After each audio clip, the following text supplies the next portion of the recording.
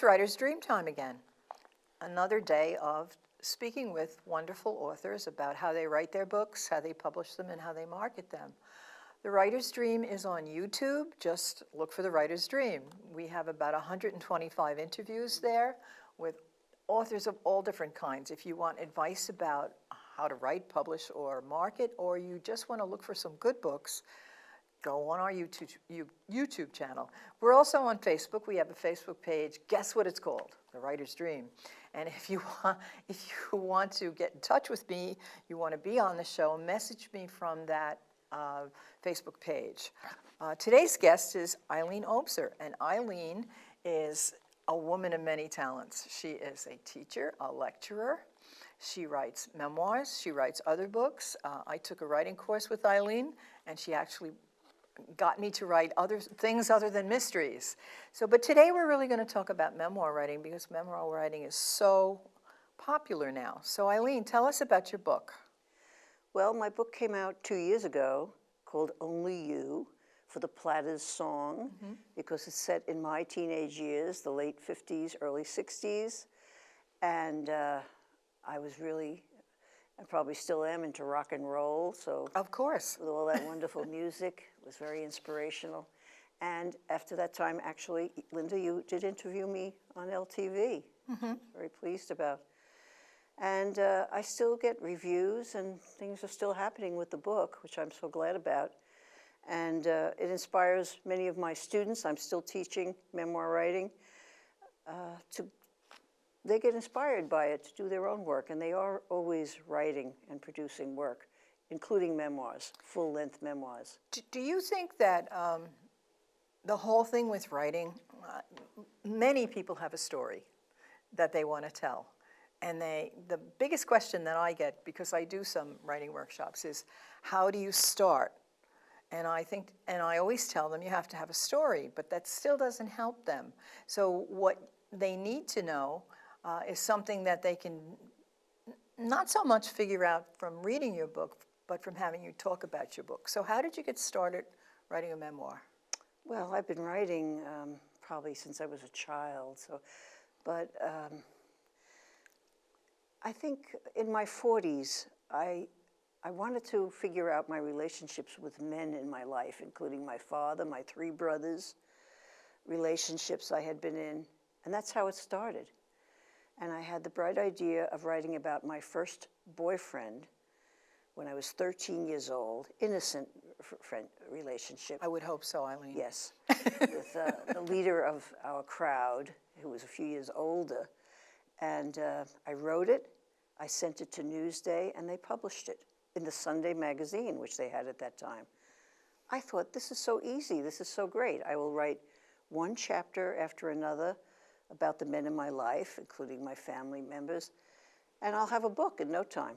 But it didn't work like that. It took many, many years of my own thoughts about it, of many, many chapters, as I call them, that did not come to be so quickly.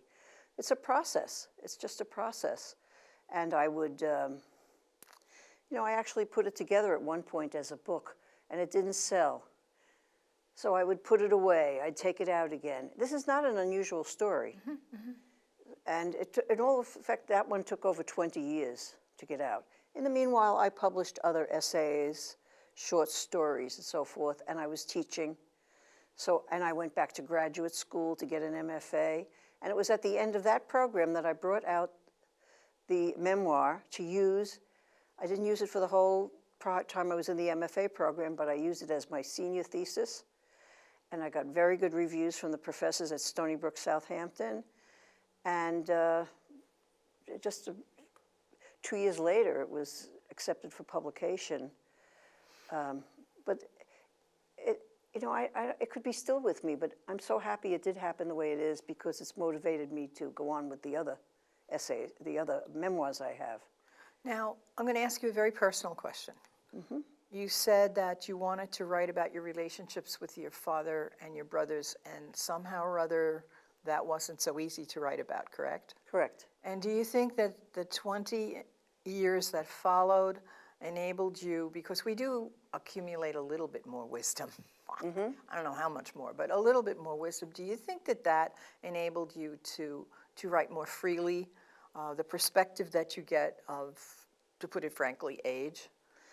Absolutely, because they are all in my book. My parents, by the time I finished and was getting this book published, were deceased. It's easier to write about your parents when they're not aware of what you're writing. And I didn't, some people write about the bad things, and sometimes I feel often in a bad way, or, you know, they just still haven't gotten over the hurt or whatever they had. But I didn't have to do that. And I didn't get criticisms from my brothers, who are all younger. I was almost their babysitter growing up. So they all approved well after it was published. I mean, I didn't have it vetted by them.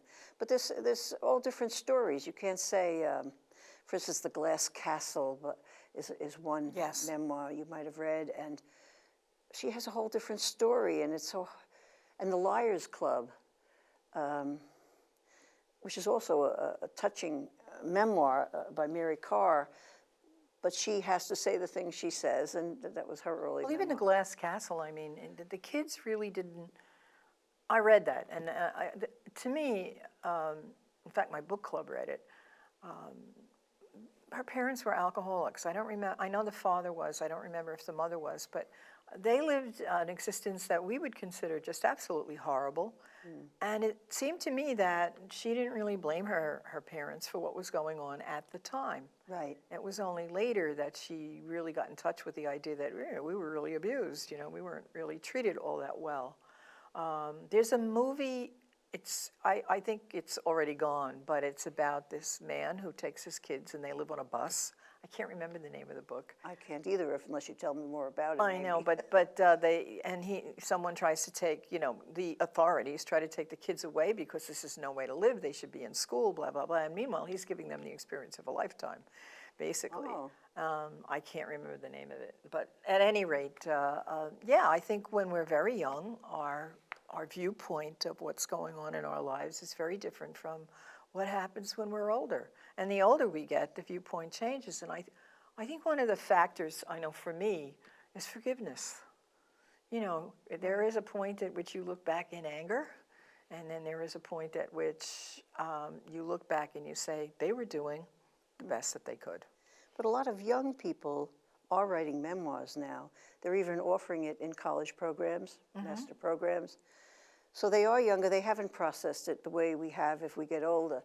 That's not to say it's wrong at all. No. I see some wonderful work from young people, and there are some writers who have produced work when they were young. One of them was Dani Shapiro, her very first book, which she published when she was 23 years old. And she had a troubled childhood. And in fact, her son, she has a son who's probably around 20 years old now, but she didn't share that with him for a long time. She didn't want him to know the facts about her troubled childhood. But she's not unhappy that she wrote that, but she does reflect on it. I'm actually on her Facebook page, so when she blogs, I see that. And she'll be speaking, by the way, at Southampton College, I think, during the writers' talks I got coming that up. from. She's quite a writer. And she has a wonderful book out, which I'll still writing, and it's about writing memoirs. And that's one of my favorite books on memoir writing that I'll recommend if anyone's taking notes. Now, are you still doing workshops, or are you doing classes as well? I do memoir writing workshops for 2 libraries on Long Island. I've cut back because I want to be doing more writing and editing, which I am doing, and marketing. But I used to also teach at Suffolk Community College. Right, that's where I took the course. Right, but not with the undergrads. I wanted to work with adults. I work with adults who are writing memoirs. By that I mean older adults. But the age range is from 20 to 90.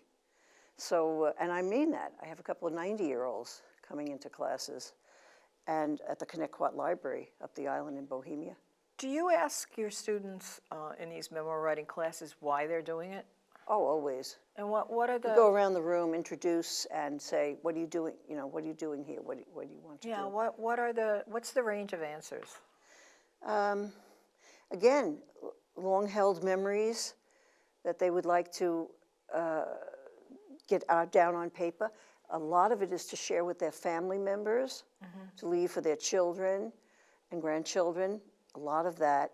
But and that, I do, again, that seems to be more up the island where I have many retired people. I'm also in the Bridgehampton, the Hampton Library in Bridgehampton for many years now, 8 years in each library. And they're mainly young, they're not as old as the ones up the island. So they have different memories somehow that they're coming together. I have 3 or 4 books being published by these people. Wow. You know, but I'm very proud of them. Sure. And I get to help editing sometimes and advising them, which is a plus. For different reasons. But it's all about wanting to go back into their memories and see what made them the people they are now, what shaped them.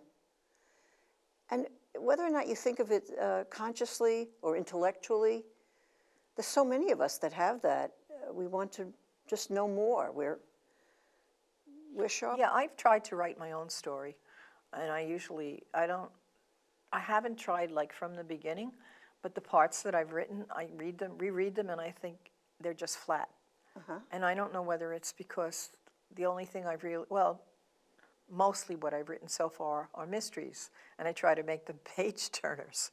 And I don't know so much if memoirs are page turners.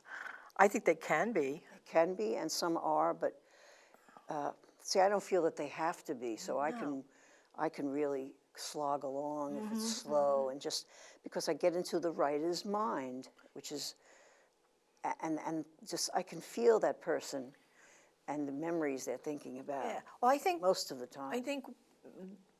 I think it's multi-level. First of all, it's a story about somebody's life, but I think it's also, to me, when I read a memoir and I like it, I like when the writer gets into the psychological aspects of what was going on at that part of the story, and maybe what they thought then and what they think now. Also, you just said something about what was going on. To me, not just in the writer's mind, but what was going on outside, what was happening in our country or in the, around them, because that has affected them too. Well, the historical context of a story always makes it more interesting. Yeah, when I first wrote my memoir and I gave it to my then agent, he said, Eileen, you didn't have a social conscience then, but you have one now that you're so much older. That was amazing. I went back and started researching what was going on. I didn't have to put everything in there, but just some of the details of what was going on in the mid to late 50s, and at the time, of my early marriage at age 60, when Disney World in California just opened. I didn't put that in there, and I had forgotten all about it. Well, one of the things, I write a blog and about writing and my books and whatnot, and one of the ones that I wrote was about, someone asked me to write about writer's block, and I said, if you have writer's block when you're writing a book, research either the location of your book or the historical context, and in researching that, you'll get some inspiration that will enable you to move on with the story. That is very good. Actually, I haven't applied that myself, but I will remember to do that. I'm quoting you. That's very good, because it is true. And I am reading different works, and I'm saying, but when did this happen? I just finished another book. This one is I fictionalized it, because it is something from life that I felt like fictionalizing. But more recent part of my life, and not about my family. But it doesn't, and I had a time frame, but I said, no, I'll just leave that out. But it doesn't work. I've got to go back and add it in. And I had 3 readers read it first, and that helps too, by the way, if you're not too shy about it, to get into a workshop for people who want to write it, and not to be afraid. That's fear is a part of the writing process sometimes, as you know. Maybe not you personally, of course, or me, but other writers. It is. But to get out there and get other opinions on what you're writing, and also to be careful that it's not angry, nasty people who are criticizing you. Yeah. I write a lot about those things.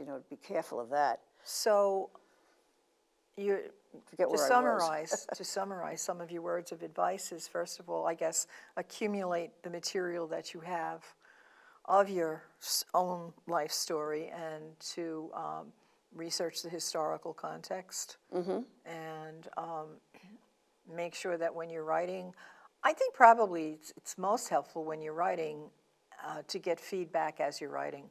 I think to wait till the end is, it's not a good idea because you may be headed in a completely Right. I agree with wrong you. direction and or a non-productive one, and to have somebody point that out to you is probably helpful. But tell us more about your book about Only You. Well, Only You, when I just mentioned about Disneyland, that was where we had our first honeymoon, and I had never even been on an airplane. That was a clue. But yeah, Only 18 years old. Should not have been getting married, but was to a 19-year-old. And we were both kind of clueless. First time, so we went to San Francisco, Hawaii, and Los Angeles. So I was able to, there were three different chapters about those.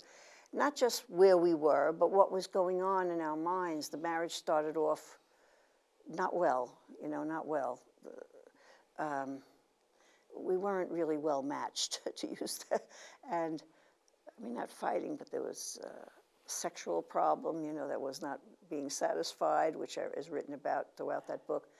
But there in San Francisco and Hawaii, after it was just made a state.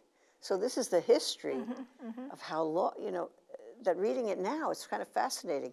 And with Disneyland, that was the one place, Nikita Khrushchev was in power in Russia, and he wanted to go to Disneyland, and they would not let him because of the security problems, and he was very angry about that.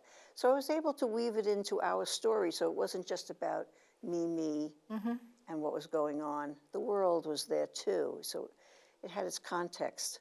And I think it still holds up now, frankly. I could relate to that because my first marriage, we were really not well matched either, but we really didn't understand that we were not well matched. Yeah. And there were so many interesting things going on at the time that they were distractions to us figuring out that we were not well matched. I mean, he had a very interesting job in a very interesting atmosphere. There were things going on in the family. These were all distractions. And it took 18 years for me to figure out that we were not well matched. It only took me 2. See, you're much smarter than I am. Not really, but I don't think so. But see, now you said that there's a memoir right there. I mean, obviously the 20 years of a marriage, whether it's 2 years or 20 years. And mine is not just the marriage, it's the first 20 years of my life. What made me the person who became the 18-year-old who married, and some of his background too, which none of our mutual, to this day, friends disagree with, which I'm very pleased about. But it takes time. If you want it to be true, and memoirs I feel should be true, but you don't want to be mean-spirited about it, it takes time. You have to work with it for a while. I really think that